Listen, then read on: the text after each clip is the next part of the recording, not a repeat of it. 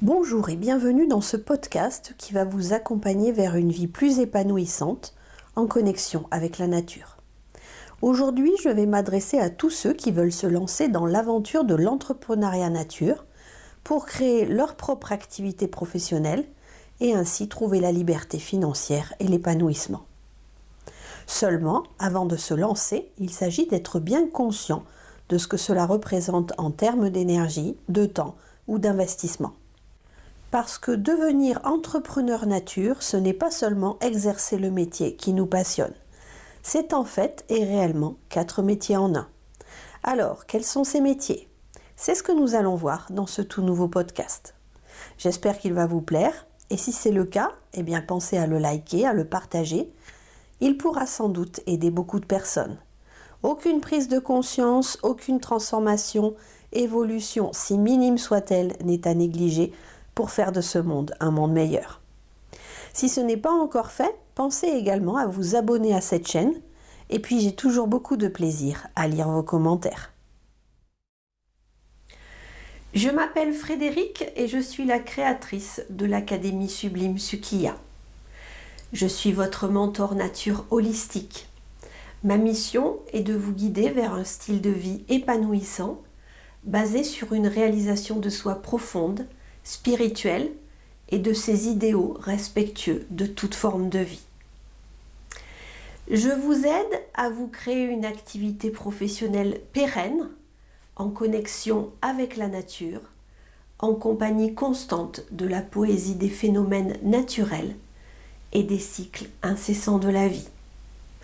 La permanence dans l'impermanence.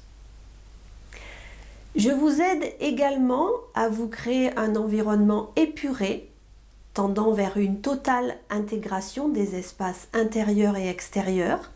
La nature entre dans la maison et la maison se prolonge dans le jardin. Avec une utilisation la plus large possible de matériaux naturels, d'éléments faits à la main de la meilleure qualité, des jeux d'ombre et de lumière, ainsi que des proportions élégantes.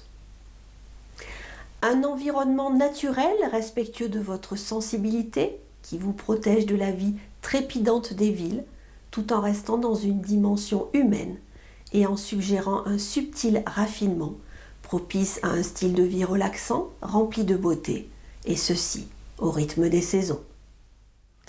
Oui, devenir entrepreneur nature, c'est réellement exercer 4 métiers différents, en tous les cas au début. Parce qu'évidemment, quand au bout d'un moment ça tourne bien et que votre chiffre d'affaires commence à devenir conséquent, vous pourrez déléguer pour vous consacrer uniquement à votre expertise. En premier lieu, ce métier numéro 1, votre expertise, le pilier solide.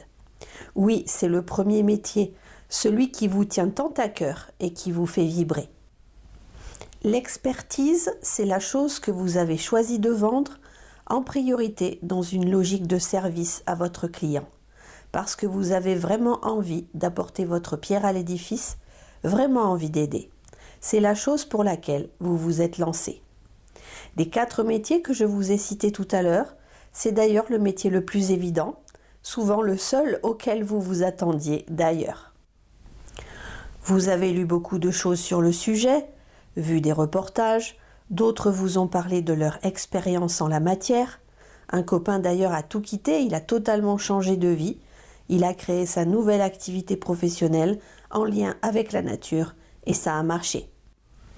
Vous êtes salarié depuis des années dans une grande entreprise, enfermé toute la journée entre 4 murs, stressé, soumis aux sautes d'humeur de votre petit chef tyrannique et caractériel, et soudain vous arrivez à la limite, vous prenez conscience que vous ne supportez plus tout cela, vous n'en pouvez plus, vous êtes à bout.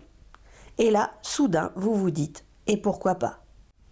Et dans l'absolu, c'est vrai, ça fonctionne, j'en suis moi-même la preuve vivante.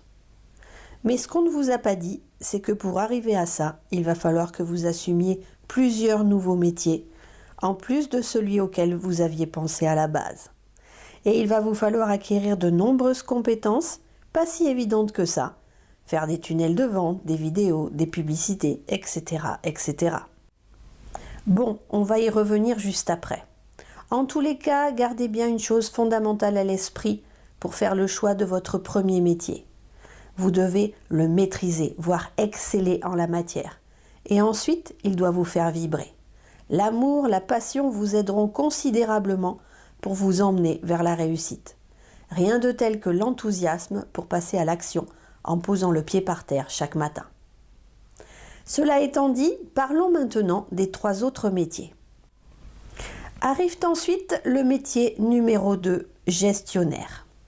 Des 3 métiers complémentaires qui vont s'associer à votre expertise, celui-ci est de loin le moins compliqué. Il suffit souvent d'un petit peu d'organisation et de méthode pour s'en sortir. Alors, il convient tout d'abord que je définisse ce que j'entends par le terme gestionnaire. Il s'agit de la gestion administrative, de la gestion juridique et de la gestion comptable de votre activité. Et encore une fois, c'est souvent très simple lorsqu'on débute, parce qu'il y a en premier lieu peu d'activité, donc peu de gestion. Ensuite, les lois gouvernementales de ces dernières années ont largement simplifié la gestion des entreprises. Et puis, il existe de nombreux services en ligne qui rendent les choses abordables pour vous accompagner. Pour ce pôle gestion, je vous conseille au départ de vous simplifier la vie au maximum, c'est-à-dire en choisissant la forme d'entreprise la plus simple à gérer, une micro-entreprise, comme une association, un statut d'auto-entrepreneur, une SASU, de manière à avoir une ouverture quasi immédiate et gratuite. Vous conservez bien en les classant tous les documents la concernant, les statuts, les factures, les contrats, etc., avec toujours un petit double numérique, c'est bien, on ne sait jamais.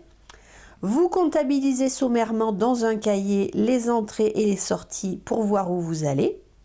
Et lorsqu'arrivent vos premières ventes et que votre business commence à porter ses fruits, eh bien vous vous adressez à un professionnel. Mais pas avant, car un professionnel, cela coûte de l'argent et vous devez en gagner avant d'en dépenser. Et pour en gagner, vous devez dompter d'abord les 2 autres métiers qui arrivent. Le métier numéro 3, c'est celui de Community Manager. Et oui, je sais, il y en a certains d'entre vous qui n'aiment pas les réseaux sociaux. Mais de nos jours, c'est incontournable. Si vous n'êtes pas présent sur les réseaux, eh bien ce sont les autres que vos prospects verront à votre place. Alors, si vous aviez débuté il y a 10 ans sur Internet, vous auriez pu mal gérer ce poste. Mais aujourd'hui, on a suffisamment de recul pour savoir comment ça fonctionne, ce qu'il faut absolument faire et ne surtout pas faire. On y développe simplement sa communauté, on la fidélise en parlant un peu de soi pour que les prospects aient la sensation de nous connaître et gagner leur confiance. On offre du contenu, c'est-à-dire qu'on éduque notre cible, on l'informe et on présente nos produits et services. Et petit à petit, on crée la confiance, on crée une forme d'attachement. Par contre, attention, on n'y traîne surtout pas en y perdant son temps parce que c'est terriblement chronophage et c'est une perte sèche au niveau rentabilité. On choisit 1 ou 2 réseaux qui correspondent bien à notre business. On écrit des posts, on partage des photos, des vidéos qui seront hébergées sur notre chaîne YouTube, etc., etc. Alors oui, ce n'est pas pour autant que c'est facile pour tout le monde, pas du tout, en tous les cas au début. Pas facile au départ de se voir en photo, sur vidéo, d'entendre sa voix, mais c'est comme de tout, la détente, l'assurance, la confiance viennent avec la pratique. Donc, je vous conseille de vraiment prendre cela comme un amusement. Appuyez sur tous les boutons, surtout ceux que vous ne connaissez pas.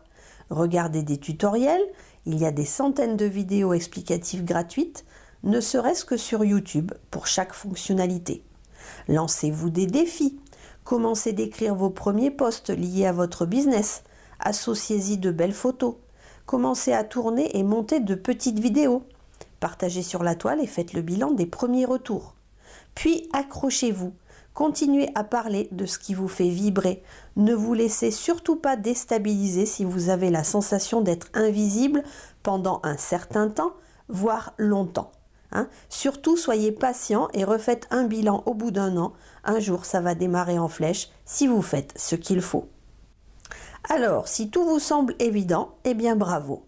Vous allez vite devenir à l'aise et vous serez capable de développer rapidement votre activité.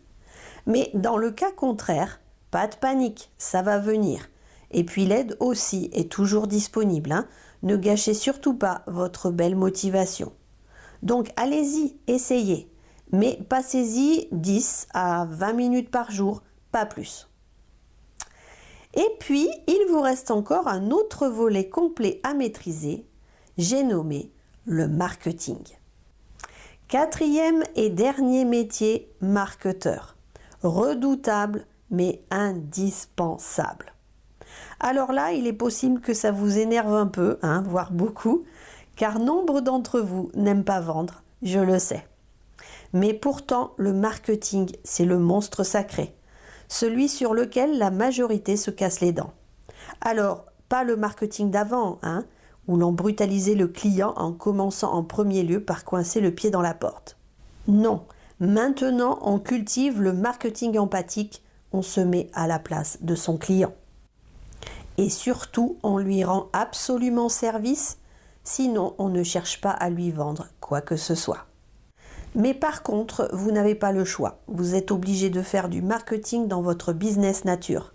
Parce que sans marketing, eh bien, pas de clients, et sans clients, pas de business. C'est aussi simple que ça. Et sachez-le, c'est un vrai métier à part entière. D'ailleurs, pour être vraiment sincère avec vous, et exact dans sa définition, je dirais même qu'aujourd'hui, avec Internet, le métier de marketeur recouvre plusieurs métiers à lui tout seul.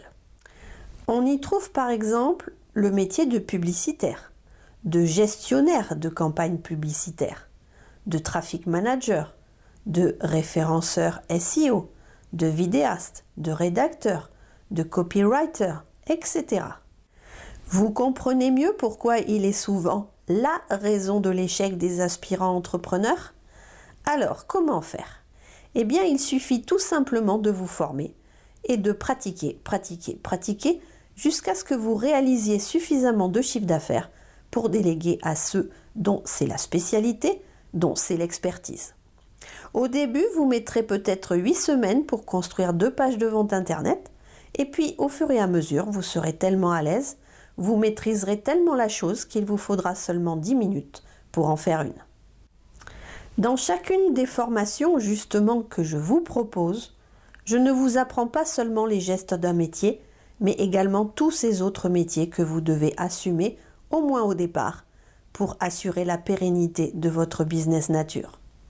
Oui, je vous explique comment vous y prendre pour chacun de ces métiers complémentaires, car aujourd'hui, on ne peut se concentrer uniquement sur l'expertise et faire l'impasse sur le reste. Alors, mettez-vous-y tout de suite, parce que je ne vous ai pas du tout enregistré ce podcast pour vous décourager, mais plutôt parce que la vie n'a de sens et de piquant que si l'on a des challenges à relever. Pour ma part, tout cela, tout en partant de zéro, eh bien j'y suis parvenue. Référencer mon activité sur les premières pages de Google, voir la première page pour certaines choses, monter mes vidéos, publier sur les réseaux, créer toutes mes pages de vente, rédiger des publicités qui convertissent, augmenter le trafic sur mes sites et blogs, ma chaîne YouTube, etc. Et je n'ai rien d'exceptionnel. Si moi je peux le faire, eh bien vous pouvez le faire également. Alors, à qui le tour ? Voilà, vous savez maintenant pourquoi vous ne pouvez vous cantonner qu'à votre expertise pour réussir votre reconversion professionnelle. Vous devez devenir polyvalent au moins pour un temps. J'espère que ce podcast vous a plu. Si c'est le cas, merci de mettre un petit pouce bleu juste en dessous. Et je vous donne rendez-vous très bientôt pour un tout nouveau sujet.